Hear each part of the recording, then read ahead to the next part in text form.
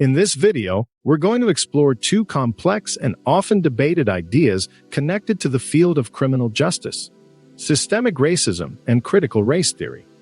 Our goal today isn't to take a particular position, but to understand what these concepts mean, how they relate to justice and fairness, and how we might think about them through a lens of faith and ethical responsibility. When we talk about systemic racism, we're referring to the ways that racial bias can be built into social systems such as education, housing, employment, or criminal justice. Rather than focusing on individual prejudice, systemic racism examines how laws, policies, and institutional practices might unintentionally favor some groups over others. For example, disparities in sentencing, policing patterns, or access to legal representation may reflect historical inequalities that still influence outcomes today. Understanding systemic racism helps us ask important ethical questions. How can justice systems be more equitable? And what responsibilities do we have to address unintended disparities?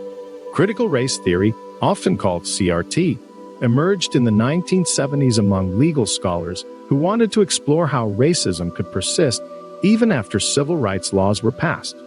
CRT suggests that race is not only about individual attitudes, but also about how social structures can reinforce inequality.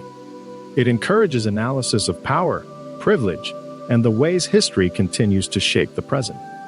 Over time, CRT has expanded beyond law to influence education, sociology, and public policy. Today, it's also become a subject of public discussion and debate. Some people view CRT as a valuable framework for uncovering hidden inequities, while others worry that it may create division or oversimplify complex issues. In an academic context, it's helpful to view CRT as one of many lenses we can use to understand the world, a perspective that invites us to think critically about how systems operate and who benefits from them. From a faith-based perspective, these discussions often return to a central question: how do we love our neighbor and seek justice in a world where inequality still exists? Scripture reminds us that all people are created in the image of God and are therefore deserving of dignity, respect, and fairness. Micah 6:8 says, "What does the Lord require of you but to do justice, love mercy, and walk humbly with your God?" Proverbs 31:8-9 calls us to speak up for those who cannot speak for themselves. Whether one agrees or disagrees with the principles of critical race theory, the call to pursue justice and compassion remains.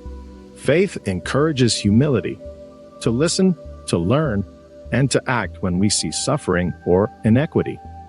Systemic racism and critical race theory are complex and sometimes uncomfortable topics, but exploring them can deepen our understanding of how justice systems work and how they might become more fair and humane. From a Christian worldview, this exploration isn't about assigning blame. It's about reflection and responsibility. It's about asking, how can I be part of creating a more just system that honors the worth of every person,